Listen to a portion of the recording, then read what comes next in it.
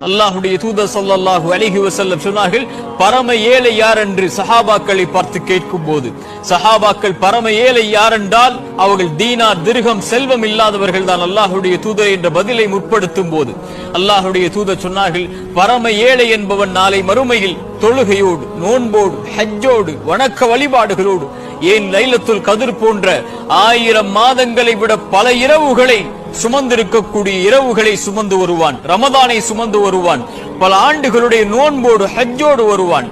ஆனால் அவன் ஒரு மனிதனை பற்றி புறம் பேசியிருப்பான், ஒரு மனிதனுடைய மானத்தை பற்றி பேசியிருப்பான், ஒரு மனிதனுடைய உள்ளத்தை காயப்படுத்தி இருப்பான், அவர் இல்லாத சபையில் அவர் மீது அவதூறை கூறியிருப்பான், அவனுடைய உள்ளத்தை நோகடித்திருப்பான், அவனுடைய செல்வத்தை சூறையாடி இருப்பான், அவனோடு பகைத்திருப்பான், அடித்திருப்பான், அவனோடு சண்டையிட்டு இருப்பான். அதன் காரணமாக இவருடைய நன்மைகள் அவருக்கு பகிரப்படும், தொழுகை பகிரப்படும், நோன்பு பகிரப்படும், ஹஜ் பகிரப்படும், 1000 மாதங்களை விட சிறந்த லைலத்துல் கத்ருடைய இரவுகளே நின்று வணங்கிய வணக்க வழிபாடுகள் பகிரப்படும்.